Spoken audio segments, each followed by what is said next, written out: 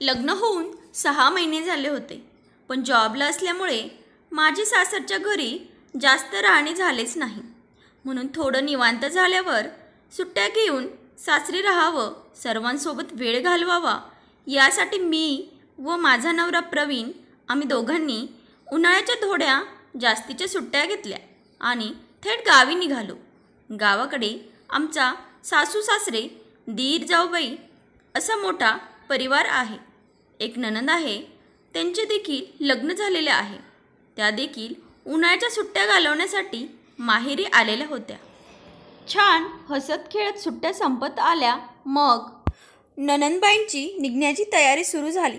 आई जरा मुलगी सासरी परत जाणार म्हणून जास्तच व्यस्त दिसत होत्या. सासूबाईंनी त्यांचं लहान सामान ठेवण्यासाठी एक मोठीशी बॅगही रिकामी करून आणली. वाटेत चहासाठी थर्मस आणि पाण्यासाठी बाटली देखील बाजारातून मागवली. नणंदेच्या मुलासाठी भरपूर असा खाऊ देखील आणण्यात आला व 2 दिवसापूर्वी सासूबाईंनी त्यांच्या आवडीचे पदार्थ देखील बनवून ठेवले होते. मी असतानाच सर्व वस्तूंची जुळवाजुळव झाली. इथपर्यंत मला ठीक वाटले. साहजिकच कुठलीही आई मुलगी सासरी जाणार म्हटल्यावर एवढी लगबग तर असतेच.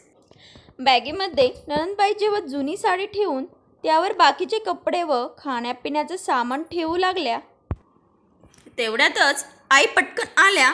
नणंदबाईंना म्हणाल्या, "धर हा टॉवेल अंथरून घे." तर टॉवेलची घडी अशा पद्धतीने घातलेली होती की नक्कीच त्यामध्ये काहीतरी वस्तू असाव्यात असे ते दिसत होते. वाटेत पाणी वगैरे सांडलं तर कपडे खराब होतील असे म्हणत आईंनी तो टॉवेल नणंदबाईंकडे दिला. असो, बॅगमध्ये कपडेही ठेवले गेले. आता जेव्हा कुलूप लावायची वेळ आली तेव्हा आईने पेटीला लावलेलं लहान कुलूप काढून पेटीतच टाकलं आणि घराचं मोठं कुलूप लावलं आणि म्हणाल्या, "प्रवासात कधीही मजबूत कुलूप असावं.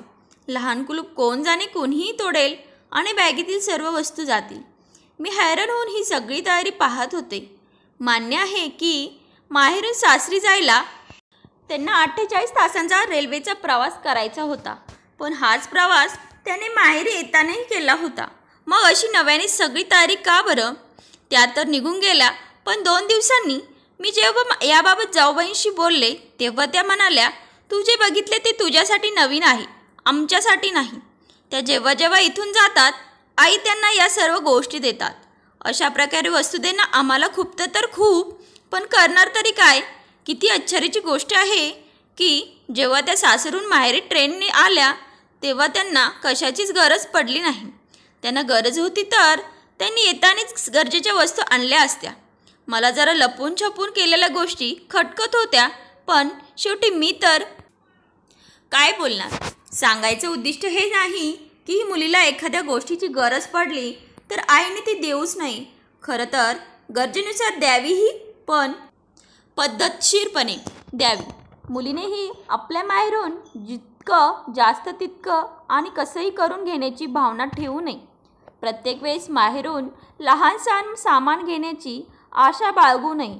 उलट आई जर चुकीच्या पद्धतीने सामान देत असेल तर ते घ्यायला नाकार द्यावा. प्रत्येक आईने आपल्या मुलीला कोणतीही वस्तू, मग ती एक पैशाची का असेना, आपल्या पती आणि मुलाला व सुनेला सांगूनच द्यावी.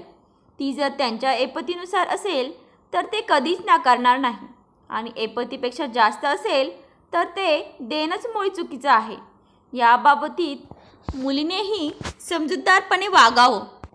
जेव्हा आपली आई आपल्या वडील आणि भाऊ-भावजाईपासून लपून छपून तिला काही देत असेल तर तिनेही ती गोष्ट घ्यायला नाकारलं पाहिजे.